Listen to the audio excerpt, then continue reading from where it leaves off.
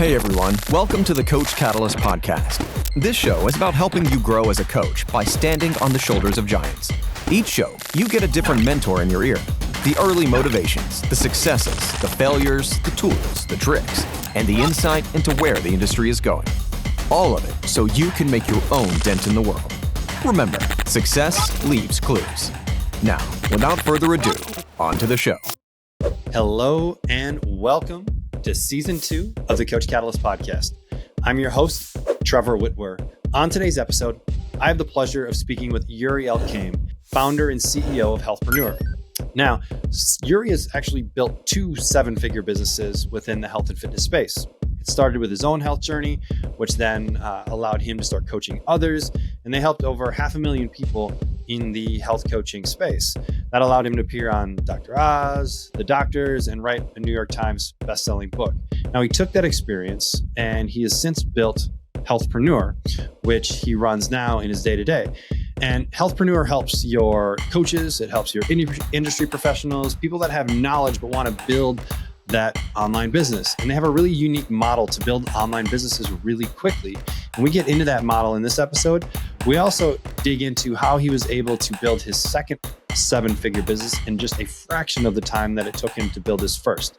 So a lot of entrepreneurship lessons here, a lot of marketing lessons, and a lot of big takeaways that you can deploy in your own business to build a better business, make more money, and ultimately change more lives. So I hope you enjoy this conversation on the Coach Catalyst podcast with Yuri Elkaim. Yuri, welcome to the Coach Catalyst podcast. What's up, Trevor? Thanks for having me. Yeah, it's good to have you. I'm really excited to really dig into your story because there's a lot of backstory there. But before we get to that, you've done a few different things. And so I want to know, when you're at a cocktail party today, how do you introduce yourself? I just say I own a company called Healthpreneur. We help health professionals grow their businesses online. That's usually like the boring answer. That's kind of what my default. I mean, I just had that conversation last night, so that's why it's kind of like top of mind for me. Cool, I love it. Yeah. But that's not where, coaching coaches isn't really where you started, though. It was kind of this health journey that you went through. And so have you kind of always seen yourself as wanting to be in this health and fitness space? To be honest, I don't even know. I mean, the only thing I remember, so my journey real quick was when I was 10, I wanted to play pro soccer. That was the first vision I had. And then I dedicated my whole teenage experience to making that happen. So I trained, made sacrifices, played at the highest level I could. And then I was able to play pro in my early 20s for a number of years, which was an amazing experience until I realized that's not what I wanted to do with my life after that. But when I was 17, I actually lost all my hair to an autoimmune condition in the space of 6 weeks. So I actually had like your level of hair. And then in 6 weeks, it was like gonzo. So that was a really big wake up call because I had no clue like why that happened. So I was fit, but I wasn't necessarily healthy. And it took me a long time to recognize that. So the combination of like my passion for sport and then this health journey really propelled me into this direction. I ended up going to school at the University of Toronto to study kinesiology and health sciences. Then I went back to school afterwards to study holistic nutrition. And that's really where like my perspective on what was possible started to shift, because I started learning things in nutrition school that I had never been privy to at one of the top universities in the world. And I thought to myself, if I played pro soccer and I went to one of the top universities and I still didn't know this stuff, man, there's going to be billions who don't know this. So I started applying what I was learning. And in the space of about 2 months, I regrew all my hair.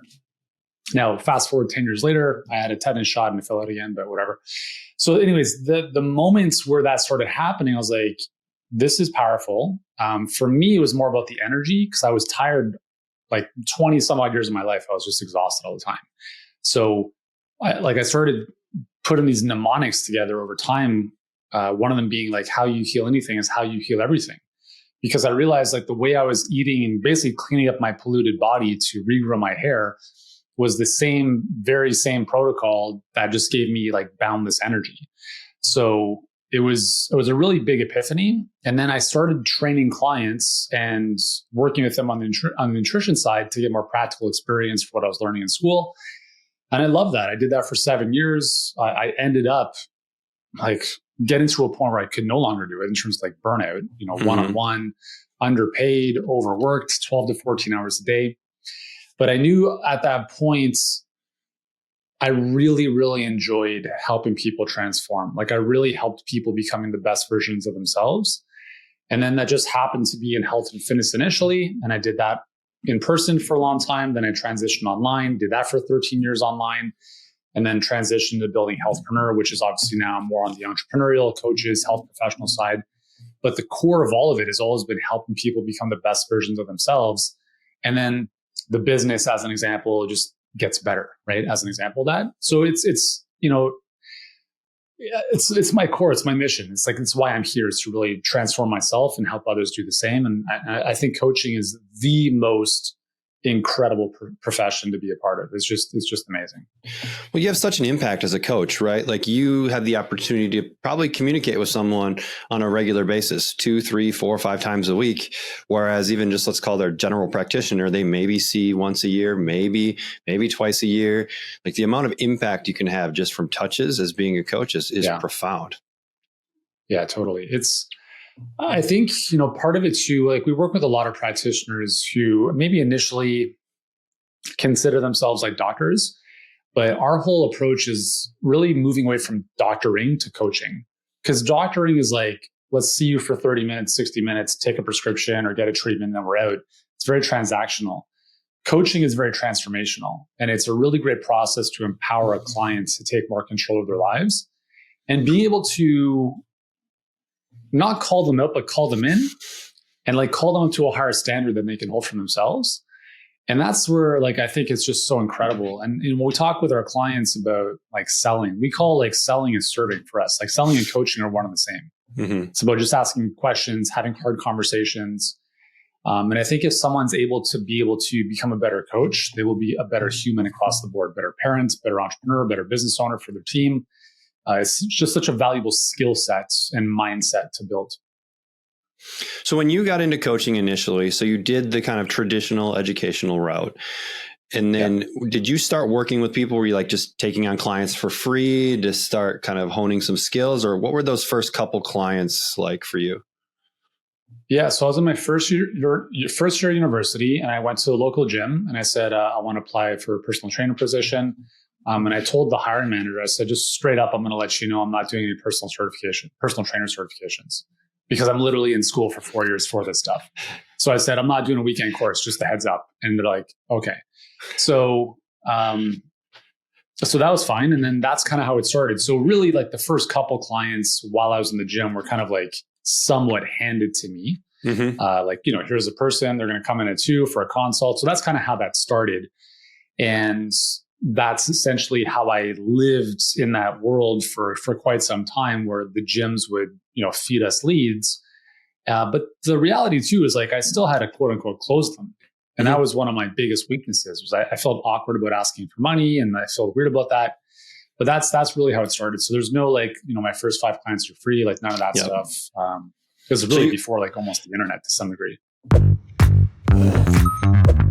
I'd recommend this to any coaches or even clinicians out there that are looking to build a business around a product that they already really believe in. As a brand new user, just being sold on the streamline of being able to put everything in a centralized location. Anyone that is just fumbling with Google Sheets to Facebook messages, group messaging, text messaging. For anybody that wants to be able to coach their clients. Many times you use different tools and resources, and when you're trying to manage that, even on a Google Sheet or on regular technology, you're limited on duplicating the data over and over. I think if I'm going to, recommend the app for anyone, it's going to be myself. If I want to take my business to the next level, so definitely looking to do that in the near future here. Everybody can really benefit from it. I use it in the rehab sphere, but I also utilize it in the training thing. You can do the same thing with nutrition, right? There's so many uses for it. For everybody, coaches, clinicians, anyone that kind of works in the industry, chiros, PTs, trainers. This is one simple solution that we can create to all of our users and all our clients. So if you want to create a way to systematize your business so you can scale, I have not seen a better product for that.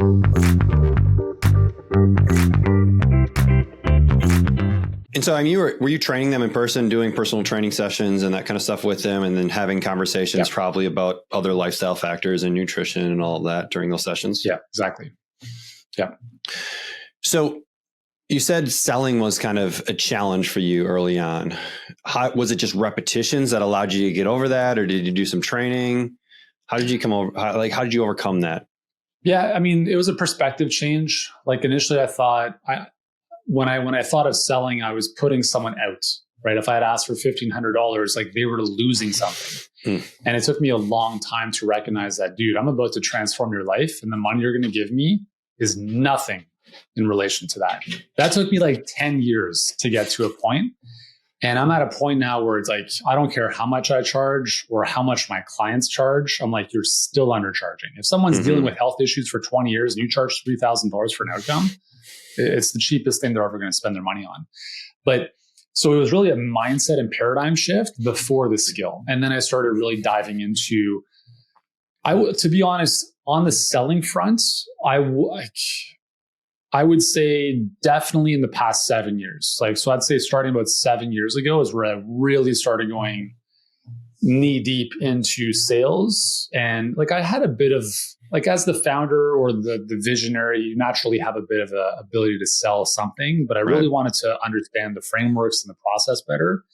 And that's where I started just devouring, learning, and obviously a tremendous amount of repetition, because by that point I was all online. I've been online since 2005. So, when you're talking to strangers who don't know, like, and trust you yet, like you have to be very, very skilled at being able to have a conversation and build trust and move people to the next stage. So yeah, so it started off with the mindset shift, and then eventually the skill and repetition came after that. Were there any resources that you came across in that journey that you felt like kind of stood above the rest as being really good tools to teach someone how to move the conversation into a sale?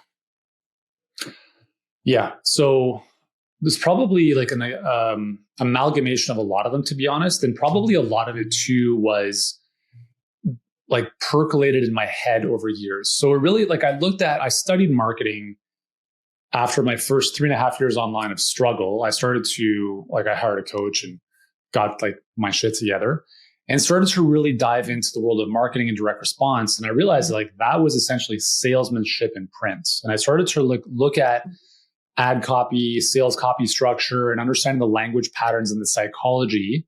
So that started a good amount of time before I went into like the quote unquote sales stuff.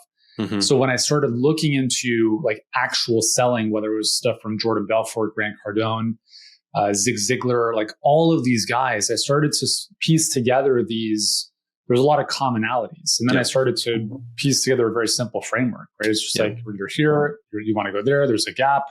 So I took all these pieces and started to distill it into a framework that felt good for me and effective, obviously. And then I just battle tested it. And then I think one of the most effective things that I did in my journey was every single time I would have a sales call with a potential client and I didn't know how to handle the situation, I would review that call, write down the situation. So like whatever the objection would be, and I would actually write out the pathway. Okay, if they say this, what question could I ask? Okay, well, if they answered this, where could I go there? So I started to really map out almost like an if-then algorithm for every single possible scenario. And then I just battle tested it. I'm like, cool, does this hold true in every case, or can this be rebutted? And I really, really enjoyed that. And it's something that has served me and our company really well. Right. So you said you went online about 2005. Yeah. Right. Is that right? And, and what was that first kind of initial online? Because 2005, like that's not like the online genesis. Like that's still kind of before a lot of that stuff. And so what was the thought process behind going online? Was it this kind of location freedom? And then what were the first kind of initial steps that you took to get things moving? Yeah. So I was talking with someone who said, this is end of 2005. I had 2 conversations. One was with a coach I was loosely working with, like just more on the mindset stuff. And he said, why don't you set up a website? And I was like, what's that? Like, this is kind of like just after dial-up, like more or less, right? And I had no clue about any of this stuff. So I'm like, oh, okay, cool. Like whatever, let's set something up. So we set up a website. I had no idea what the hell it was or how to do it. And then obviously recognizing that no one's ever going to find your website. So that was kind of how it started. And then I was actually working out with a client one day and he said, why don't you put your voice on tape? And I was like, that's an interesting concept. Tell me more. He's like, well, you know how you're giving me guidance here? What if you just recorded that and gave people those audios? And I was like, that's actually pretty amazing. And this is just when the first iPod had just come out. Okay. So what I did is I took a 2-week sabbatical, quote unquote sabbatical, for my high paying personal training job, which it wasn't. Took 2 weeks off, and I literally sat in my tiny apartment and I hooked up a mic to my laptop computer and I recorded a 12-week follow along workout program. That was me guiding you through your workout as if I was there right beside you. It's actually a really great program. And that's kind of where it started. So I had that program that I then sold on the website that no one knew about. And it's no surprise that I didn't do very well my first year, but that's kind of how that started. But it was also my first aha about how you can actually productize a service. Mm-hmm. And although it was a product in and of itself, I started to really think about things a bit differently after that. But the reality is I wanted to come online because I was just sick and tired of the in-person grind. I remember being at a garage of one of my clients' condos at 6 a.m, looking at the concrete wall. I'm like, what am I doing? This is ridiculous. That wasn't the life I wanted to live. I wanted to have the freedom to do whatever I wanted. And that wasn't going to happen being in person. So that was really the vision initially for why I wanted to build this online. And I knew it wasn't going to be easy, but it was going to be 1,000,000% worth it. Did you have some early users? I'm just envisioning like guy in the gym, headphones in, iPod in the pocket, and he's going over the dumbbell rack, grabbing his dumbbells, laying on the bench, and you kind of talking them through it. Yeah. Did you get some feedback from some early users that maybe jumped on that? Yeah, it was great. Honestly, like I gave it to all my clients. So when I wasn't working with them in person, at least they still had me kind of virtually. Yeah. So that was my first kind of beta group. And they were like, this is amazing. And then my wife was using it, or my girlfriend at the time was now my wife. So like, that's kind of where that was like my initial cohort of beta testers. Yeah. And then I remember actually in 2006, the first sale we made, and this is months. So I actually built the program in December 2005. Okay. June 2006. So this is like 6 months later. My wife and I were on a 6-week trip in Europe. We had saved up all this money and then realized, well, when you don't have money coming in, when you're not working, it kind of just goes down when you're spending it. So that wasn't fun. But I remember we went to an internet cafe because this is the day, this is before cell phones and iPhones and stuff. And I checked in my email and there's, it said like new sale made. I was like, or new order placed or something like that. And I was like, shit, what the hell's that? And it was the first sale for $67 for the workout program. And I was like, this is amazing.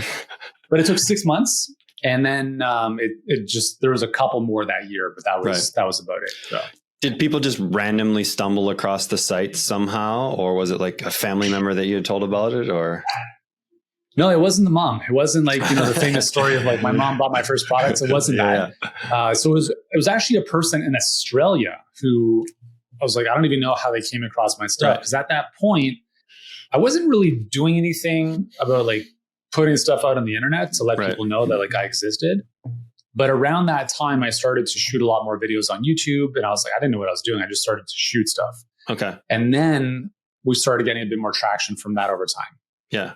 My favorite thing about Coach Catalyst.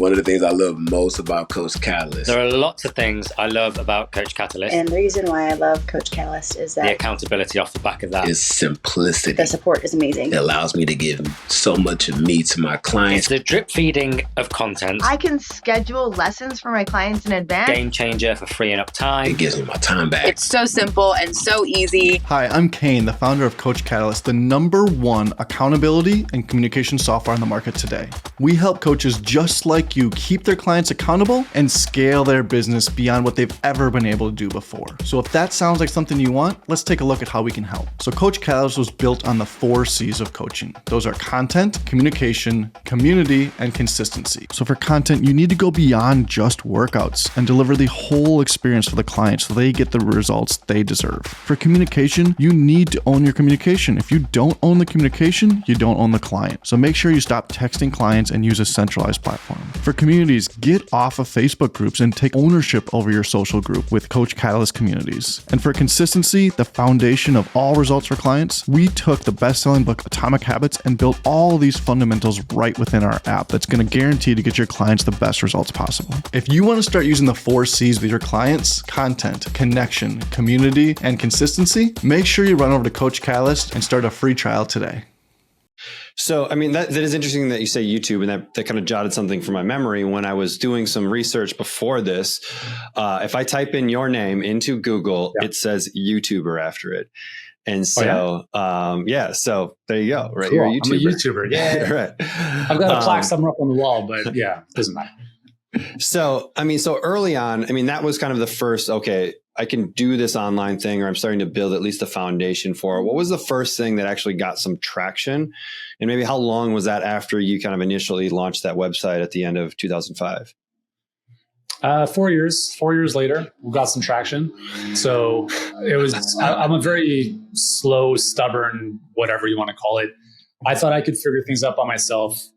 I'm like, here we are talking about coaching, and I'm not obviously practicing that at the time in terms of like having a coach. Yeah. So I was throwing everything up against the wall. I had some ebooks at the time. I had a couple other workout programs that I built with that kind of audio follow along idea. And I'm a very prolific creator. So instead of actually doing one thing really well, I just launched one workout every single month, and there wasn't much of a user base. So I'm like, whatever. So end of 2009, I decided to actually go to some live events in 2010, hire a coach, get some direction. And that's when things started to pick up a little bit, because then I started to recognize, well, first and foremost, I started to build a bit of an affiliate network. So they were able to promote some of the stuff that I created. So that was an initial starting point. But it was a good 3.5, 4 years before things started taking off. And were you still working as like a personal trainer at that time, or how were you kind of paying the bills? So what I do, or my approach, is I just burn the ships. I don't recommend my clients do that necessarily. I'm like, screw it. So what it looked like my first year was I spent 1 hour a day locking myself in an office at the gym and just doing stuff. I don't even know what I was doing. I had no roadmap or anything. So my first year was that. And then my second year, I was like, okay, if I really want to do this thing, I have to put a little bit more time into it. So I would take 1 to 2 days a week, and I would take it completely off of training clients. So my in-person income had started to go down. My online income still wasn't really picking up, but I knew I needed to make the sacrifice to build the dream. And then I started getting impatient, so that toward the end of that second year, I just started getting rid of every client that I no longer wanted to work with because they just drained the energy out of me. And I just said, screw it, I'll figure out a way to make this work. So by the third year, I was pretty much full-time online, not really doing much stuff in person, here and there with a couple clients. And I think my third year in business, we're doing about 20,000, for the year, nothing crazy. But that's where we were at the time. So, and were you married at the time or no? Girlfriend, who's now my wife. Okay. And a dog. So were you able to just live just a frugal lifestyle in order to make that work? Or were you able to get support from your significant other at the time? No, she was waiting tables. So it's not like she was rolling in the dough. We lived in a small 800 square foot apartment in Toronto. Rent was decent. We kind of made it. I remember we used to put, as I started learning about money management with all the money I was making, I started to learn about how to divvy up cash flow. And one of the things that we started was a play account. So every month, I would take a percentage of the income, I put it into a play account, and we'd blow it just to feel, somewhat wealthy. And I remember the first time we splurged was a $200 dinner. And it was we felt like friggin' ballers. And that was, just to give you a bit of context for what was a big deal for us at the time. It was like we were flying private. That's what it felt like. And do you think that was important from a mindset standpoint to have those moments, to just start cultivating that mindset, and maybe those kind of play moments just kind of up leveled each time you kind of made strides in the business? 1,000,000%. I mean, everything that I've created in my life has come as a result of those. Like that's where it started at a decent restaurant in Toronto. I remember the first time I flew first class, it was actually by mistake. I was on a flight from Toronto to Chicago and I was at the back of the plane and the flight attendant said, sir, we have to rebalance the plane. Do you want to come up to first class? I'm like, yeah. And I could never go back after that. So it reset my mindset for like, this is the new standard.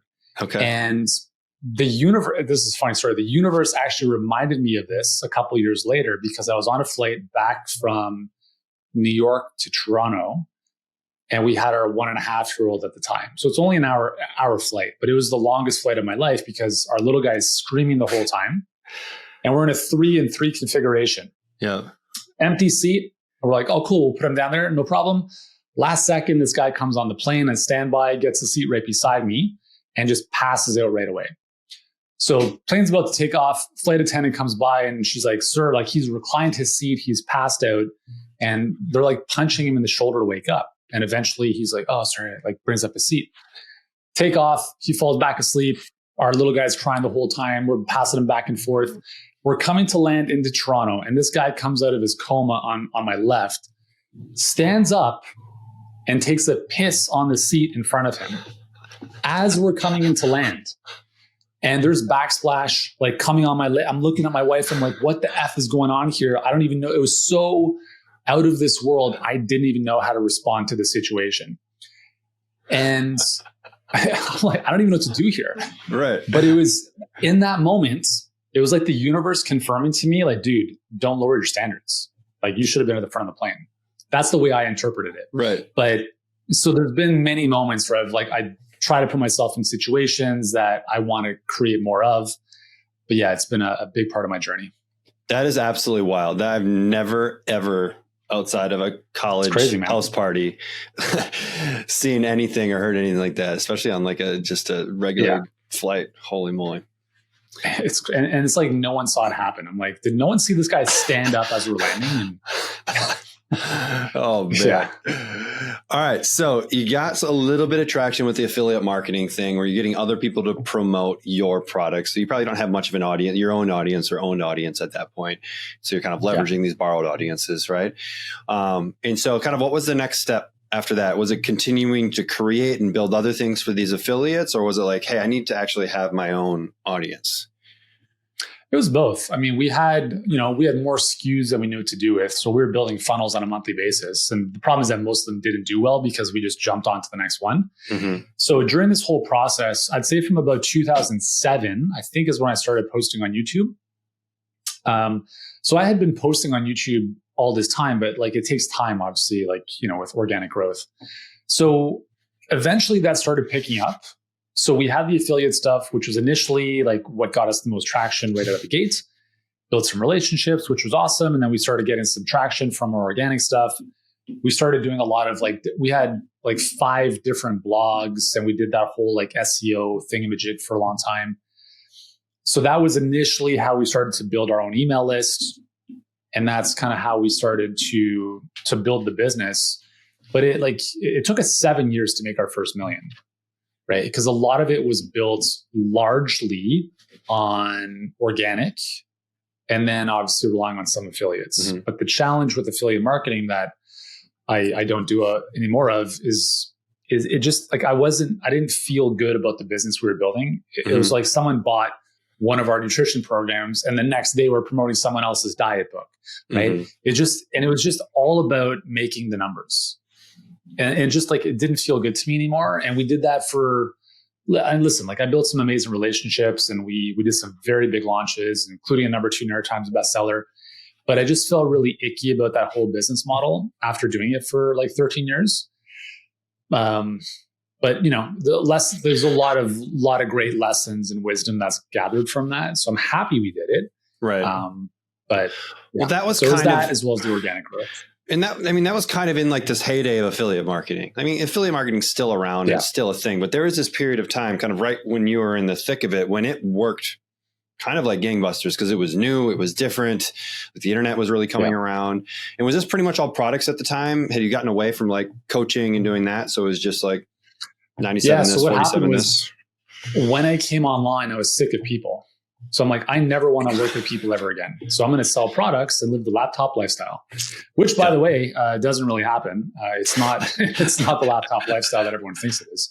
So I was burnt out from working with people in person. So I said, screw that. I'm going to write ebooks and sell products online. And then that is very hard to make work. But back in the day, like you used to be able to sell an ebook for $67 and people would buy it. Now that's never happening. So it was mostly product based. And then we kind of morphed from info to some supplements and then some higher ticket courses. Like we still weren't doing coaching in person or virtually at that point. And that was mostly that business's model. But it was a high volume, low touch type of play. Yep. And I just kind of I started to fall out of love with the whole thing, to be honest. So falling out of love with it, then what was the next step? So this is about 2015. In the space of a month, I start getting a lot of people just hitting me up for business advice. Because we had helped 500,000 people, 500,000 customers. We built a really big business by this point. And I started getting a lot of friends and colleagues being like, hey man, can we just jump on Zoom or Skype and just have a conversation about what you're doing? And this happened 15 times in a month. And I was like, this is a sign that I maybe should do something here. Mm-hmm. And what I was doing for the previous year and a half to 2 years at that point was I was actually starting to do in-person masterminds. Okay. So I would twice a year, we would bring in 10 to 12 of our top partners or affiliates or people that I just, wanted to be around and be like, hey, we're doing a mastermind in Florida. You want to come out? It's this. And we just share stuff. And so that was kind of where I started getting into more of the coaching stuff, but more on the business and marketing, kind of behind the scenes of what we were doing. And I really, really started liking that. So when people started reaching out for more of these random just chats, I thought, well, maybe there's a gap in the market here. And obviously there was. And so that's where the genesis or the seed was planted for Healthpreneur was, what if we built a business helping health professionals grow their businesses? And then I went through a year of imposter syndrome because I'm this health and fitness guy. What are people going to say about me if I go into business and marketing? And it took me a year to actually make the decision to just friggin' do it. But then another kind of sticking point that I had was I did not want to teach the model that I had built in my previous business. I didn't want to teach people how to blog and sell products because it took me forever. Right. And I knew that wasn't going to work. So I had to really work through that and figure out, let me battle test something myself. Let me look at what worked over here, elements, and kind of bring it together. And let's test it over here for us first. And if it works really well, maybe that's the model that we teach our clients. And that's eventually what we ended up doing. So what was that thing that what was kind of the model that you chose to test? So initially I ran, before that I ran 2 workshops called Content Mastery. So I was going to show people how to become masterful with content and using SEO and doing what we had done. Yep. And it was amazing. The playbooks we had and the systems were great. But then I realized in good conscience, it's just going to take these people a long time to get where they want to go. Got it. So I was like, all right, not going to do that. And then I started to, so I asked myself, okay, what am I really good at doing? One of them is obviously presenting, and I love doing webinars. And we had a lot of success with webinars in our previous business. And we also had some good success with Facebook ads in the last couple of years as I was transitioning out of that. So I said to myself, all right, well, what if I ran ads to a webinar and offered something? And initially we were selling, we're trying to sell courses, we had a funnel mastery course and selling that for $1,000. And we made that work, but I'm I don't know if I want to do this. And then I started having the idea of well, what if we got back into doing live workshops, 2-day live intensives, get people in, $5,000 price point. And that's kind of where it started. So we started running ads to a webinar, from there, getting people to book in a call. And then if they were a fit for the workshop, we would sell the workshop, and we'd do those 3 times a year. And that was great. And we went from 0 to $1 million in 7 weeks with that model. And I was like, holy shit. because it took me 0 to like 7 years to make my first $1 million with organic and content. But by this point, I had 13 years of experience already, right? So I kind of knew what was going to work better than something else. And it really just took off. And I was like, man, this is powerful. And then we started to look at how we wanted to change the delivery from a 2-day workshop to a longer coaching program. So that's kind of how it evolves. And that's how it all started. And the workshops are live, right? So were people flying into Toronto to kind of participate in the workshop? Yes, we did Florida, LA, Toronto a couple times a year. Yeah, and then fly in or drive in wherever they were. Cool. And then 2 days worth of content. And were you kind of teaching? Obviously, you weren't teaching a lot of the blog and do that and the long play. Was it more about how to use a webinar model along with ads in order to kind of build their business quickly? Yeah, because we had found a lot of success, relatively speaking, with that model selling right from the checkout page with one of the initial courses I mentioned, like the Funnel Mastery course. And I was like, cool. So we had half of it built. We had half of it figured out. And then when we started doing the call model on the back end of it, that was when it started like, okay, like we can actually sell stuff at a higher price point. So that's what we started teaching to our clients, because it's the thing that I realized, it's very hard for someone who doesn't have 10 plus years in direct response to sell directly from a checkout page or from a sales page or a core, because you have to be an amazing copywriter or an amazing offer maker. And we just found it was a lot easier for a coach or a health professional to have a conversation with someone and be like, hey, here's what I'm doing. And I think where you're at, this kind of makes sense. And it allowed us to help clients who are not masterful at marketing or sales actually build their business faster because they had way more wiggle room and margin for error. Right. And so that was the model that we taught them. As a coach that runs challenges, I needed my life back. I had stuff all over the place. A Facebook group for community interaction, Google Sheets for check-ins and measurements, and was drowning in email communication. As my challenges grew past just a handful of people, I started to notice clients were falling through the cracks. I began researching virtual assistants because I just couldn't manage it all. And truthfully, the client experience was going down the drain. Luckily, a friend recommended Coach Catalyst and just told me to trust her. I'm sure glad I did. Now I can run my challenges with 2 or 200 clients with just a few clicks. The lessons get delivered on the right days, the accountability happens automatically, and most importantly, the communication is all in one spot. I even created 2 new challenges from the Coach Catalyst library. Best part, didn't have to change a thing. I used to spend 15 minutes just trying to log into all the apps I needed. Now I log in and my dashboard tells me who needs a shout out and who needs a kick in the butt in about 15 seconds. I feel like a huge weight is lifted off of my shoulders. I can finally spend my time coaching again instead of worrying about all the admin work. Do your brain a favor and get Coach Catalyst. Right. Because I mean, at the end of the day, when you're selling coaching, you're kind of selling an individual. And is there a connection with that person? Are they knowledgeable? Are they going to be able to solve my problem? And that probably gives that practitioner, that professional, an opportunity to kind of display that expertise and maybe solve a few of it right there and then there in that call. And then which adds that level of trust and credibility and makes it easier for that client to decide that this is going to be a good fit. Yeah, it's huge. Like, I think a lot of people, we talk about having like a unique mechanism or proprietary process, like some secret sauce that's a little bit unique for you, which is great. But people buy coaches, not just coaching. And I think that's a big thing people have to remember is like, you have to be the fullest version of you. Like, unapologetically be yourself, because everyone's a coach, everyone's a chiropractor, everyone's like whatever. Yep. What makes you different, what makes you unique is how you show up and who you display yourself to be to the world. So it makes a huge difference. So you were doing the live workshop, and were you selling like a mastermind or a continuing type thing at those workshops for people that wanted to continue to go deeper?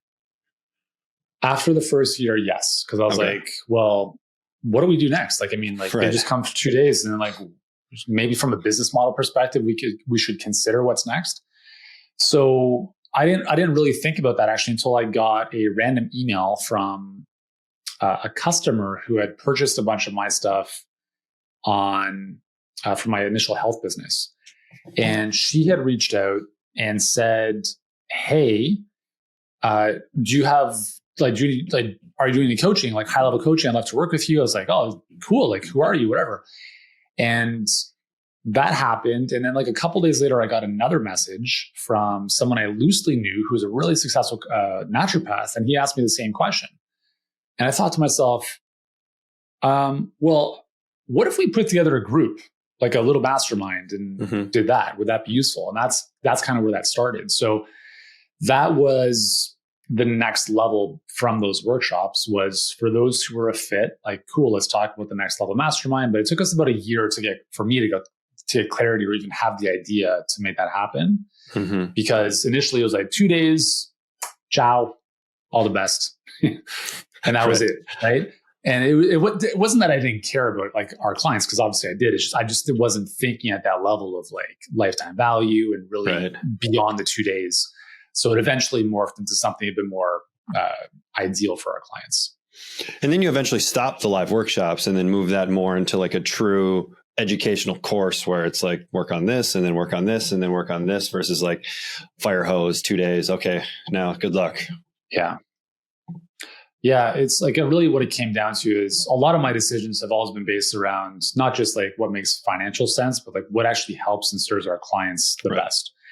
And I realized the 2-day event is nice. It's a cool experience, whatever. But the reality is like, you need constant feedback and iteration for marketing assets to work. And then you get into launching stuff and the stuff works or it doesn't. Then you have the mindset stuff creep in. So I'm like, well, what if we just extended this? We offered it online. Because the other thing was that with the live workshops, the challenge with that is we started running, it was basically like a launch business at that point, right? So we would ramp up ad spend for a couple weeks, turn it off, live events, do it all again. And I freaking hate launches. And I'm like, I never want to run that type of business. And there we were.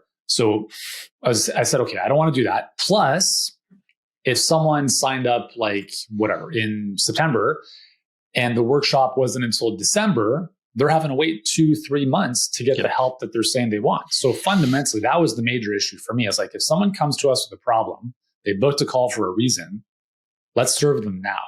So we transitioned away from doing the in-person stuff. We started building out more of a online curriculum, which was essentially the same as what we taught in person. But now we drip fed it out at a certain pace and cadence, and then layered on top with that coaching community, et cetera. And then that's evolved a lot over the years too, in terms of like the coaching support that we provide the team, access to experts, all that stuff. So I love that because it's always, at the end of the day, like the best product wins. And I think for me, I love working on the product and just those fine tuning nuances to help people get unstuck, move them faster, make it more clear. So it's an iterative process. And I think a lot of people get stuck because they want the perfect curriculum or program. I'm like, dude, like, you'll never have it. Like, it's never there. It's always just going to get a little bit better. So was there an initial early kind of niche or a vertical that you saw a lot of success in? Because it's probably like, if you have like, let's say like a dentist or something like that, who we could consider a health professional and a personal trainer. Yeah, they're both service professionals, but they probably need slightly different approaches. Yeah.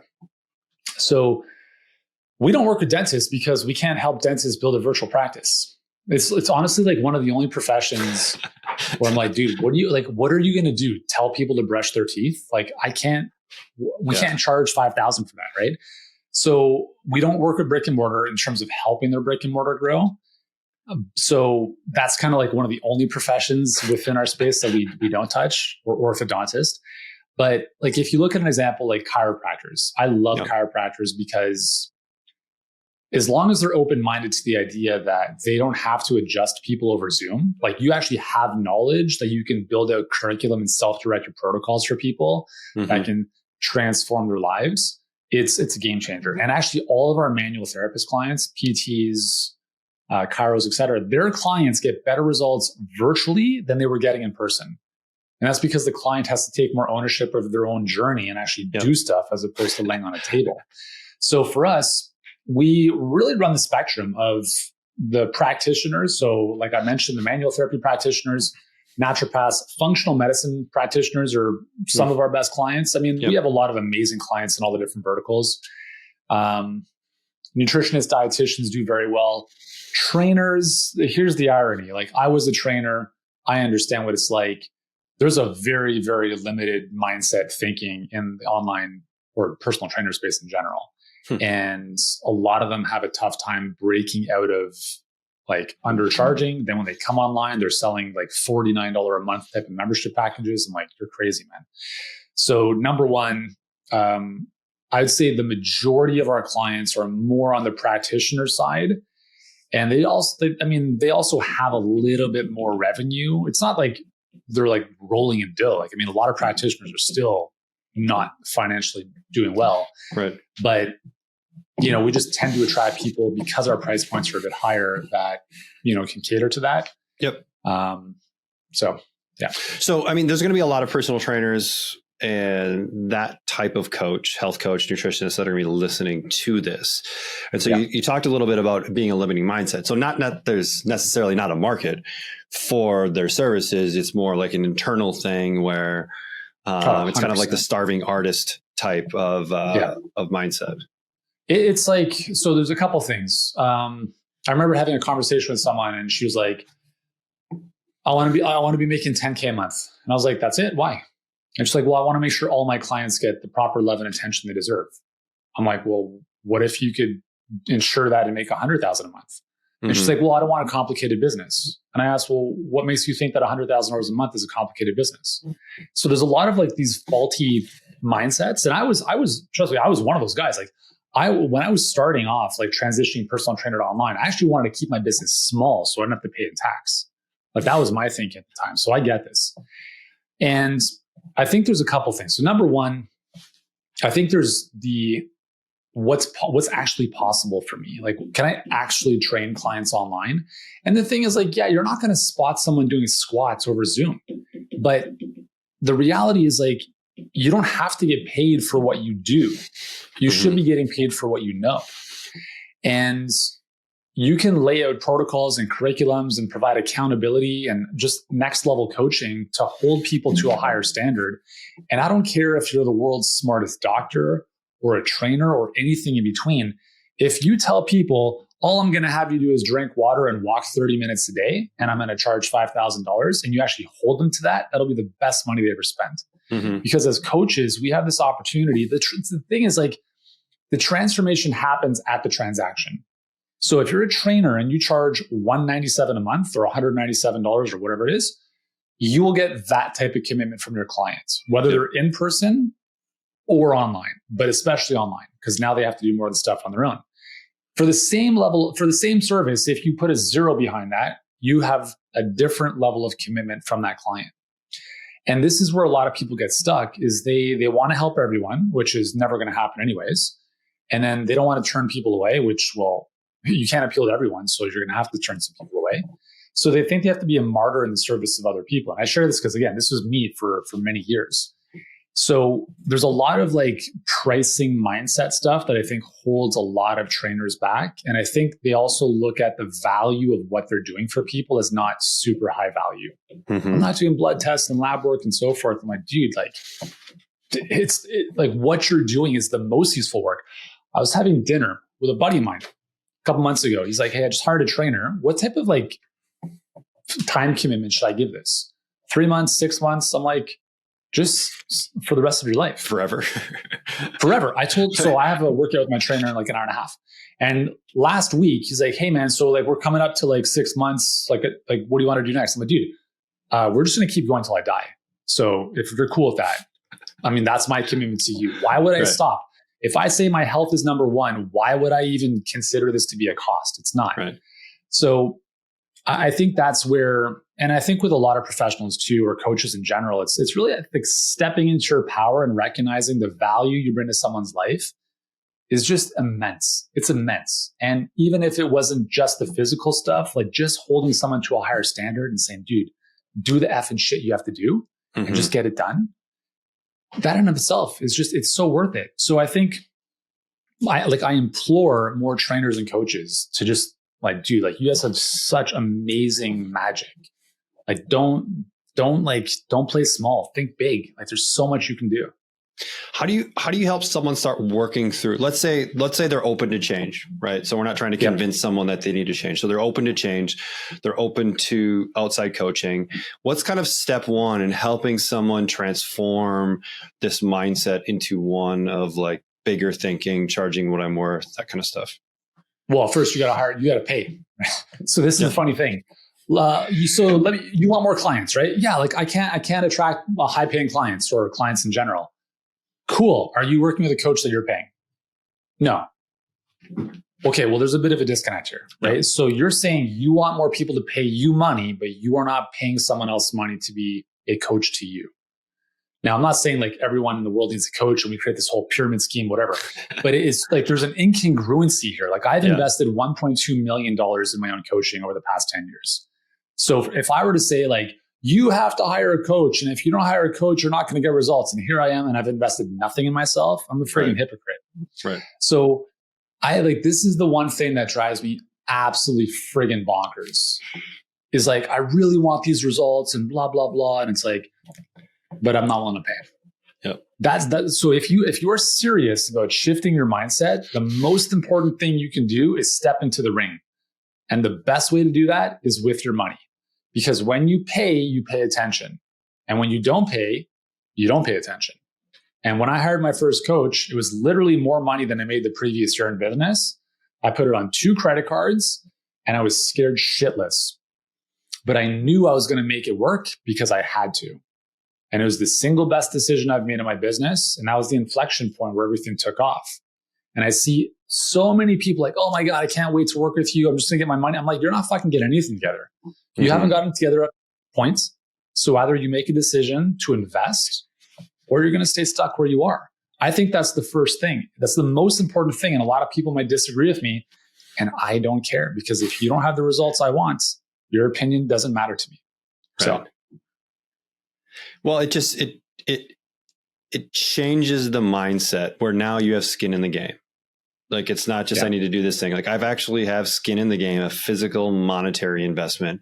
And now let's go. And I think you're spot on as far as that's the first step in just making things happen. Because it almost backs you into a corner to an extent, especially if it's maybe a little uncomfortable or maybe tightens things up a little bit. And you maybe got to live a little bit different for a period of time. And that just, it gets you to take action, right? It gets you it gets you to do the thing. Maybe not so much for the fitness trainers, but other health practitioners, they invest $100,000, $200,000, $300,000 to go to school. Mm-hmm. And then they come out with nothing to help them build their business.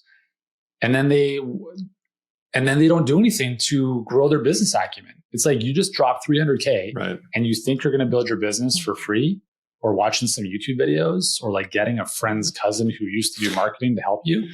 I'm like, you're like friggin' delusion. It's crazy. I'm like, I don't understand it. And it, again, like I understand everyone goes through a process where they're like, oh, okay, maybe I should do this. But it's just so weird. And I like, listen, like I've got nothing to sell here. I don't care if people work with me or anyone else. I just want to see more people actually just step up into the ring and do the thing they say they want to do. And we will never create greatness by ourselves. Never. Mm-hmm. Like no pro athlete gets to where they want to go by themselves. Right. And I think it's just delusional to think that we can. So how do you coach then that, let's say they're a practitioner, they're a naturopath, and they have that full offline brick and mortar practice. And maybe they're getting to that burnout state where it's like, I can't see myself doing this for the next 10 years because I don't have time for anything, right? I can't see my kids. I'm at the office late. I'm just taking care of clients all the time. How do you help that person like carve out? Because like, it's not like you can just flip a switch and start an online business. How do you help that person transition into kind of the first steps in building this online model? Yeah, I love this part because you can't get someone to change without awareness first. So the first thing we do with our clients is like, hey, take out your phone, go to settings and go to screen time and type the number you see into the chat. So we did this last week with a couple new clients. And I'm like, first and foremost, I said, how many of you guys are super busy? You've got like no time left in your life. And they're like, yeah, this is 100% me. I'm like, good. Take out your phone, go to settings, go to screen time. Type the number you see in the chat. And it's going to give you the average screen time on your phone every single day. And there were answers like 4 hours, 6 hours, 320. And for context, they're not doing sales calls on their phone. These are people in their clinic with patients all day. And when they type these numbers into the chat, they're like, oh. So that's the first part. It's like, I'm not telling you, like, you just see it yourself. Like, what is there to argue? Like, you're telling me you're spending 4 hours a day on your phone and you've got no time. Now that we've determined you actually are wasting some time, would it be okay if we just took one of those hours and put it first thing in the morning? And we focus on building your vision. We focus on building your dream. You could be in the clinic all day, I don't care, or even if you're online, you're doing your stuff, you're dancing on TikTok, whatever it is. I just need 1, maybe 2 hours first thing in the morning for you. And I need you to block that off in your calendar and call it deep work. So we actually walk them through this process because I'm not going to give them any tactical stuff if they can't even organize their time management. So we focus on skills, traits, and beliefs. And one of the skills is productivity.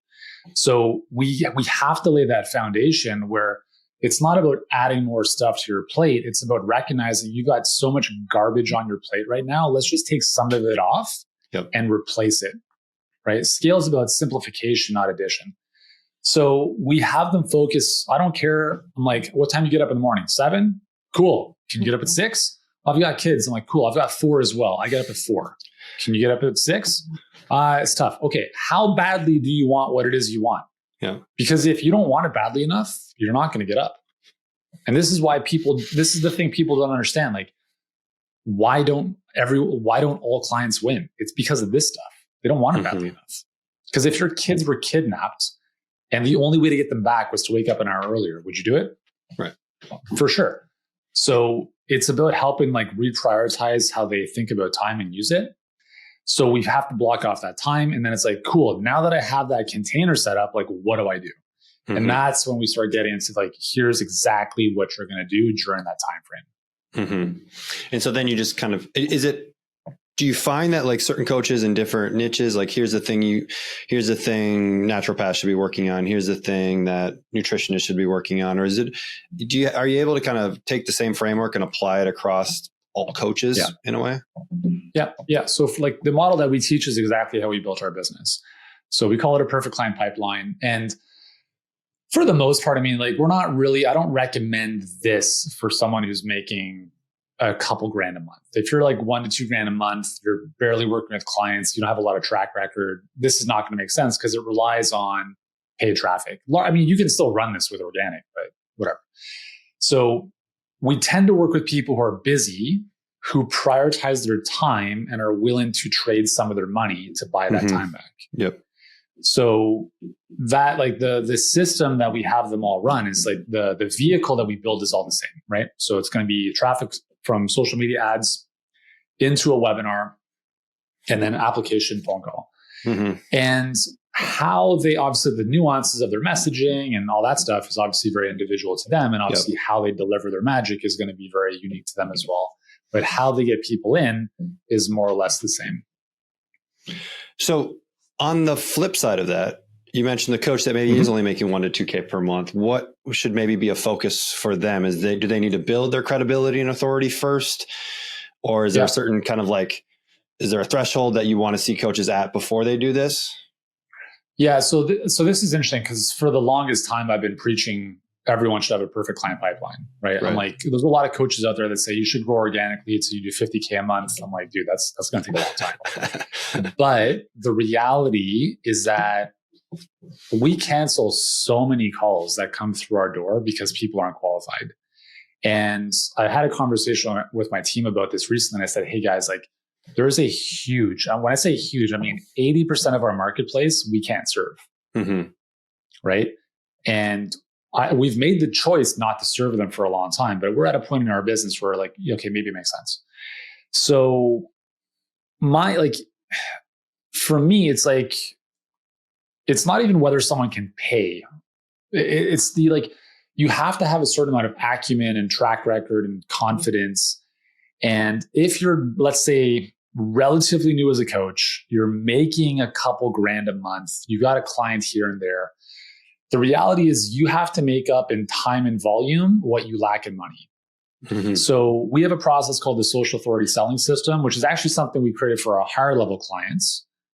But now we've actually put it on the front end for people starting out, because we're like, listen, like, I understand you're not going to run paid traffic, right? You could, like, anyone can run paid traffic, but it's a little more risky if you're just starting out.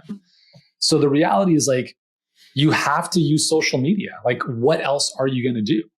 Like, you could have a podcast, you could have YouTube, but as you know, those take a long time.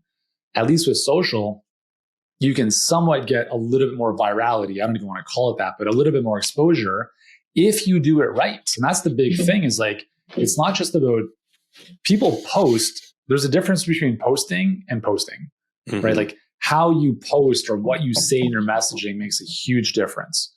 And I think that's where people don't understand that. Yeah, like, I'm posting on social media. I'm like, cool. Like, you're posting once every 2 weeks.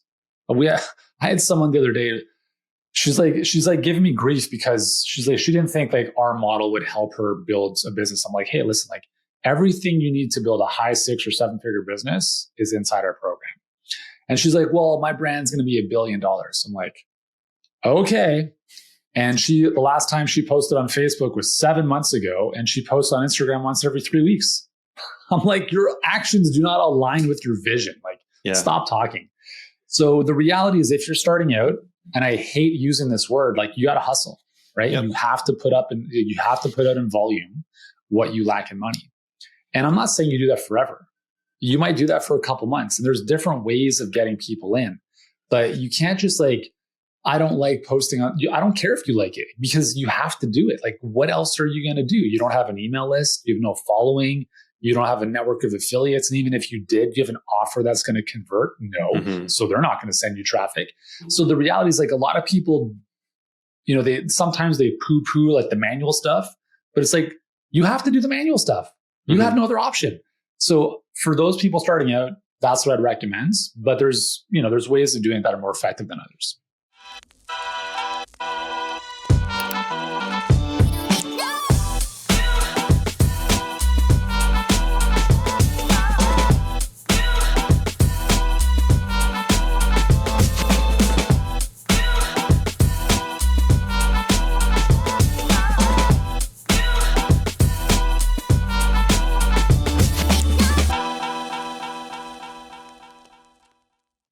So here's an interesting question. Let's say you don't have an audience, you don't have a social presence, you don't have any of that, but you have the money. Can you shortchange that by just going directly to paid, and the messaging is right, and you can service and like you can fulfill, but you've just chosen like, hey man, I don't want to live in that world. I like the offline world.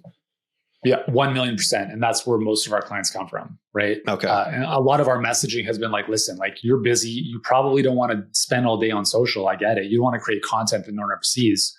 And most of our clients come to us with no following, no email list, no website, maybe for their brick and mortar if they have. Right. And as long as there's someone of the mindset who says, I don't want to do that stuff. I understand, like, I have to invest in ads. They can go from 0 to very, very high very quickly. Right. Because when you can push a button with advertising, that's instant leverage. Right. In terms of exposure, impressions.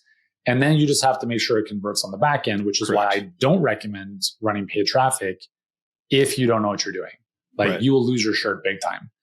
But, if you're working with someone who knows what they're doing, it's the fastest way to get, because as I said, like, I went from, 0 to $1 million in 7 years organically, and then 7 weeks with paid traffic. Right. And I'm not the only person who's done stuff like that. I'm not a special snowflake, but it really comes down to, we will invest, we will spend what we value least. So what's interesting is, when I was using that example of my clients on that Zoom call, I said, how many of you guys, between time and money, which one do you value the most? Every single person put in time. And actually, sorry, these were not, this is more of like a prospects kind of like group sales call, if you will. And I said, okay, cool. So how many of you guys are willing to trade your money to buy back your time? And that's a different question now, because now it's like, shit, now like, the rubber meets the road. Because if you say your time is most important and you're not willing to exchange money to buy back your time, then you only can use your time to move to where you want to go. So if you do that, that's fine, but just don't say your time is most important. Because if your time is the most important thing, then you have to be willing to spend a little bit of your money to create more leverage.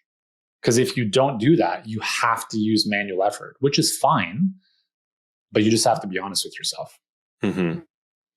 So probably a lot of early on for you guys in working with coaches is having them come to that realization where this is the mindset you're going to need in order to be successful. Yeah. Like it's most of them are already there, right? So like if we're talking to like the scenario is like, I'm burnt out.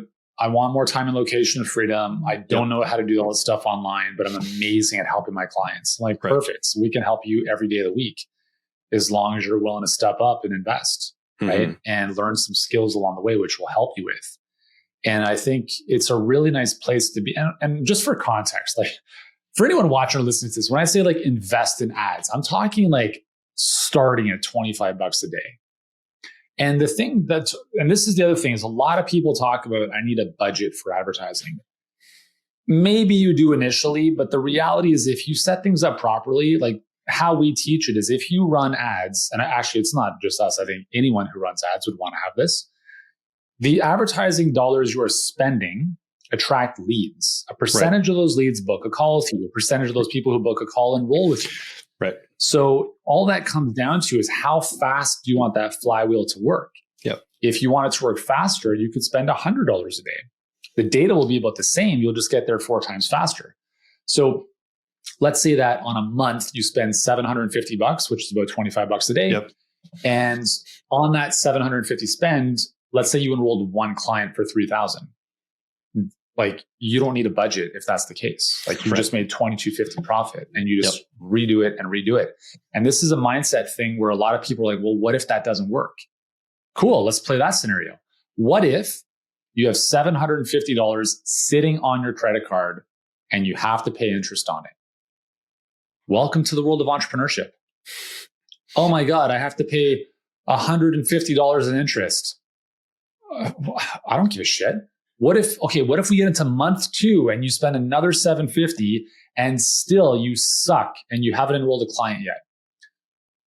Is it the end of the world? No. Let's say like what's the reality? What's the likelihood if you kept doing this in the grand scheme of a year, you would not be able to enroll a handful of clients that would pay for your ad spend? Right. And also remember, in this whole process, you're building your email list. Right. And it's like, this is the mindset that I think holds a lot of people back because they're like, oh, I got to figure out the ad spend. I'm like, don't worry about the ad spend. It's on a credit card. You can pay off the credit card in a couple of days if you enroll a client. Right. So it's just fun to kind of like walk people through this. You can even go get yourself one of those 18-month 0 interest credit cards where you don't pay interest for a year and a half and like, just go get the thing. Totally. Like I asked another question. How many of you guys invest in the stock market? And like half the hands went up. Yeah. I was like, cool. Average return, just type it into the chat. It was like 12, 9, 10%. I'm like, let's just call it 10%. So let's say that I asked you guys to invest $100,000 in your businesses and you made a 10% return. Would you be stoked about that? They'd be like, that'd be terrible. Right. I'm like, I agree. It's travesty. Yet you'll put a bunch of money into other companies you have no control over and no idea who runs them. And you're okay with that? Meanwhile, our clients see an average return of 243%. So what do you want, 10% or 243%? Right? It's like your business is the ultimate investment you have. Like if you have a good flywheel and a good machine that you're able to invest in, it produces profit. Like there's nothing else you're going to do on the planet. You could be in the hottest real estate market in the world and maybe it doubles every 5 years if you're lucky. Right. Your business could double every month if you wanted to, if you had the right type of system. And a lot of people just don't see it that way. So with you guys too, so you're obviously helping people get their practices started online and get it going from a marketing, sales, positioning standpoint. Do you also kind of help them with the delivery aspect of it too and help them kind of figure out how to actually deliver? Because they've been in person all the time, face to face, and helping them figure out what does a good online delivery model look like? Yeah, it's a huge piece of what we do. So most of our clients come to us for client acquisition and delivery, right? Right. How do I get clients? How do I work with them online? Great. All day, no problem. So the way we teach it, we help them build what we call a dream come true system, which is basically like the curriculum they build out. So the way we teach this is like 3 layers, like curriculum, community, and coaching. So coaching is the smallest piece, but the curriculum is the biggest piece, which provides you more leverage. It allows you to impact more people at the same time. But you have to narrow down to a single target market. And that's the first place we start. It's like you can't help 10 different conditions or 10 different problems or target markets and have one curriculum. You're back in one-on-one.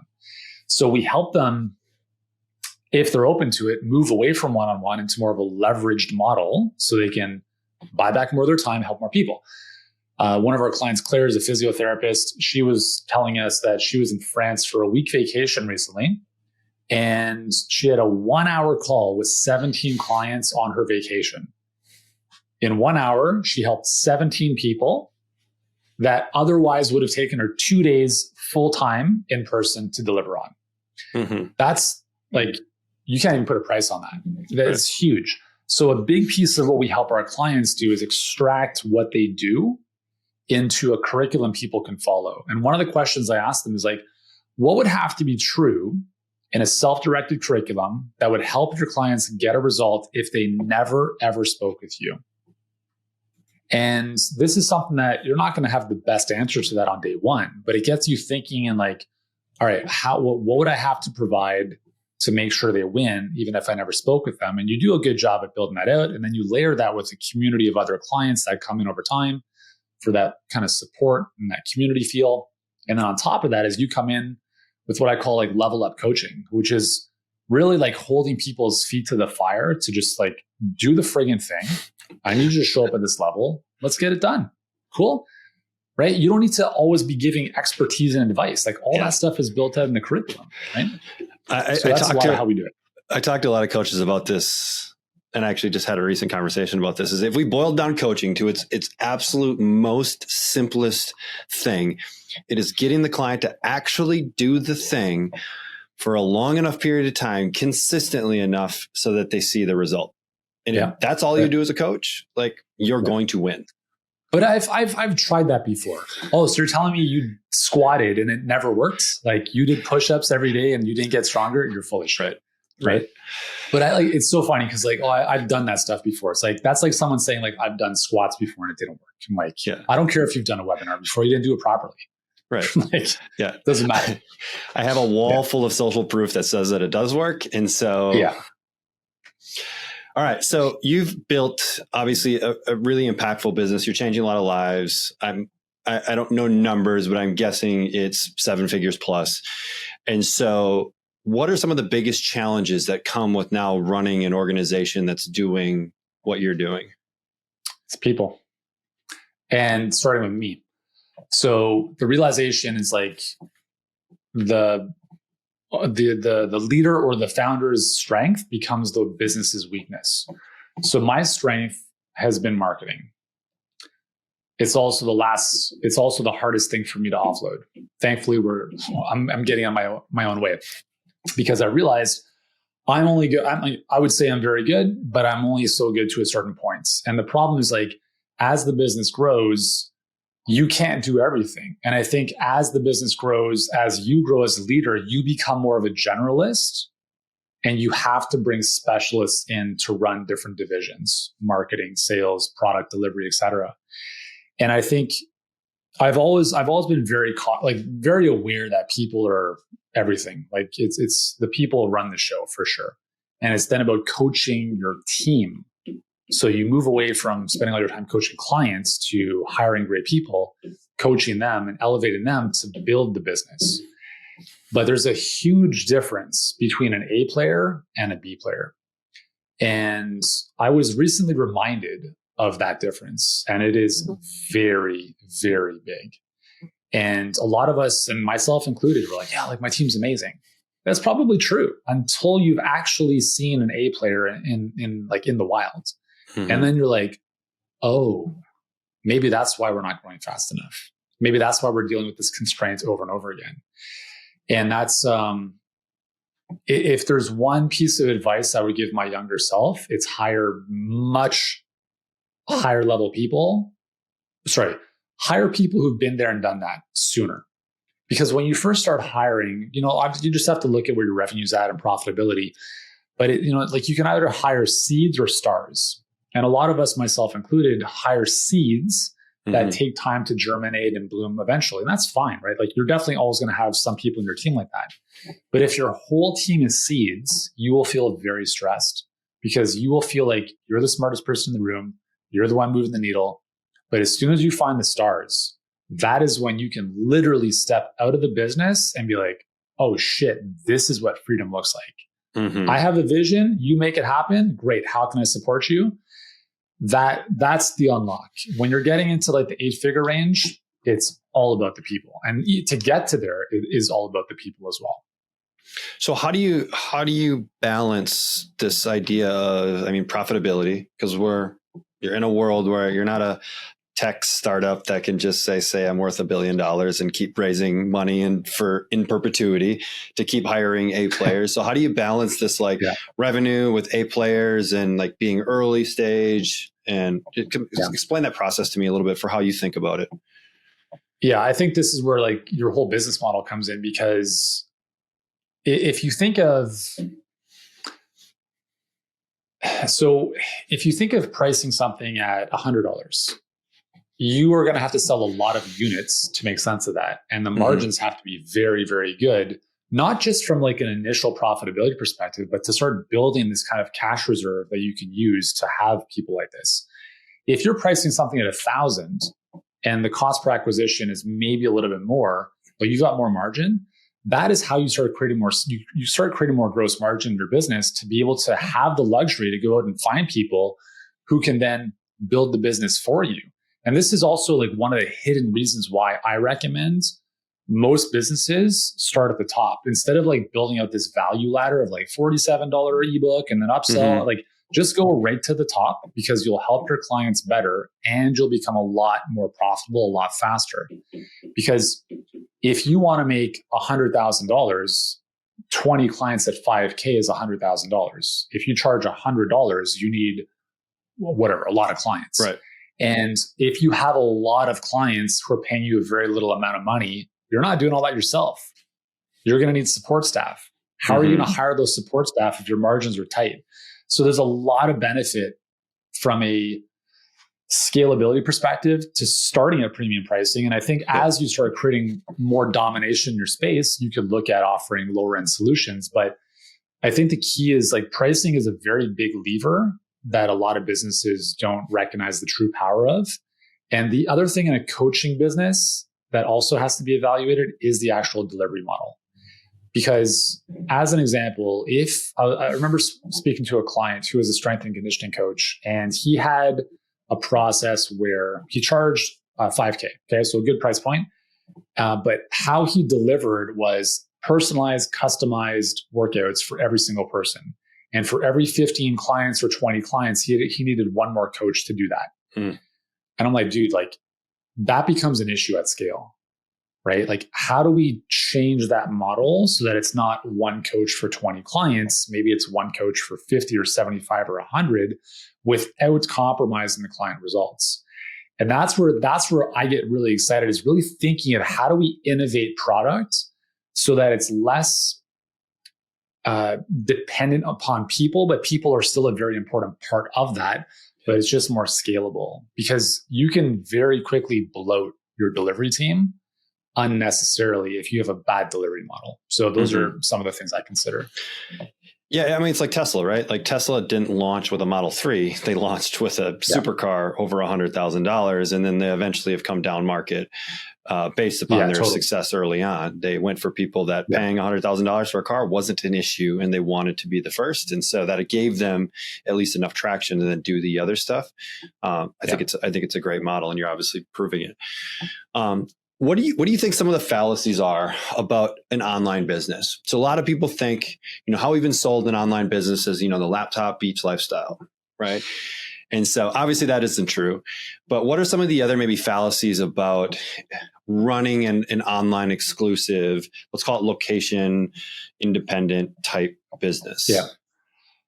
First off, let me say that it's the most amazing thing to ever do. Like the reward for what it creates is I would I would jump off a cliff to make it happen. Everything I've gone through, the shit, the potholes, the mistakes, I would do it all again.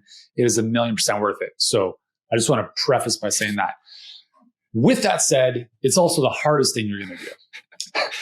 If you have a brick and mortar, like people walk by your, oh, cool, I can walk in and get an adjustment, or I can walk into the gym. No one does that online. No one knows you exist.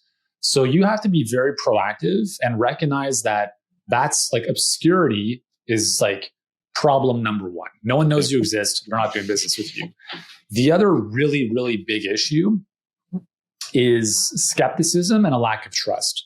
This I have noticed, I don't know if you've noticed this either, Trevor, but like since COVID, it's just like gone up significantly. Like the trust or the lack thereof that people have, I think in general, and obviously with people online, is just exponentially increased.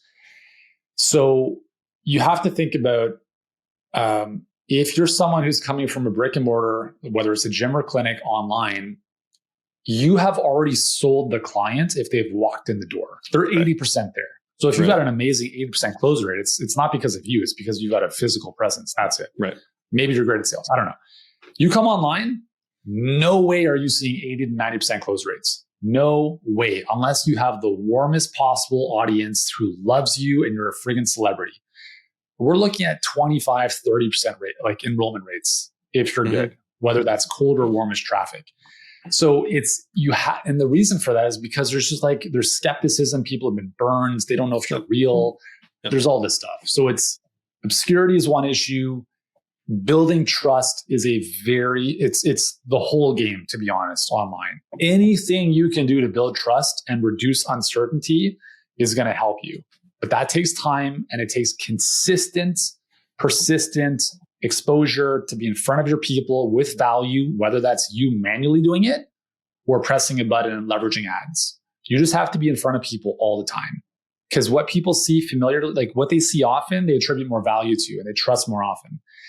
So those are the two big ones. The fallacy being, well, people will just find me, like the field of dreams doesn't exist online. And the second one being, well, it's going to be easy. People will just fall into my lap and they'll buy. It's not going to happen.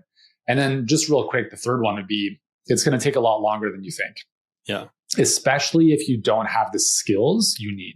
Skills primarily being communication, written communication and verbal communication. The ability to sell in writing and in speaking is very important. And some people come in with that. Great. If you have that, it's going to help you move faster. But if you need to build those skills, listen, you'll have them forever. So it's good. It's just going to take you a little bit longer. So just like take the long approach with this. It's worth it, but it's not going to happen tomorrow. When you said the best thing you're ever going to do and then the hardest thing you're ever going to do, the first thing that came to my mind was parenting. You have 4 kids. I've got totally. 2 of my own. And it's kind of like, it's that exact same scenario. Exactly. It's like, I mean, nothing great comes from easy. Like if you think of like in your mind, like whatever the hardest decision for you to make is, do that. Like, you know, if you're someone watching this and you're like, if you have a client that you're speaking with and they're like, I'm a little bit anxious or fearful, the very fact that they feel that way is the very reason they should do this. Because that feeling is what you should be feeling when you're venturing out of your comfort zone into something new. And that's how you grow. And I think it's okay to feel that. We're not supposed to have confidence before we start something new. So, yeah. I love it, man. I love it. Well, this has been awesome. I've got some like kind of quick rapid fire, completely off topic type stuff I want to run by. It'll take a couple of minutes. Yeah. So let's start with taco, burrito, or quesadilla. Fish tacos or burrito bowl at Chipotle. All right. Do you have Chipotle in Canada? There's a few. It's a little bit further from my house than I'd like, but it's close enough that I go enough. All right. I love it. Chipotle is one of my like top 3 go-tos. So I can appreciate that. All right. If you could live in any cartoon world, you might have to go back to your childhood a little bit for like a week. What cartoon world do you go to? I can't remember the worlds. Probably be like Care Bears or He-Man. I like it. Yeah, maybe Care Bears because I live in the clouds a lot. I don't know. Right. Oh, I love it. We're with my kids right now. We're in a Bluey stage. So like, oh yeah, Bluey is like one of those cartoons right now that makes me feel inadequate as a parent. Like, yeah, let's just put it out there. All right, next one we've got. If you were reincarnated as an animal based on your personality, what are you coming back as? 100% lion. All right. Yeah. All right. I like it. Yeah. Last one. If you could have dinner with any person, past or present, who do you break bread with?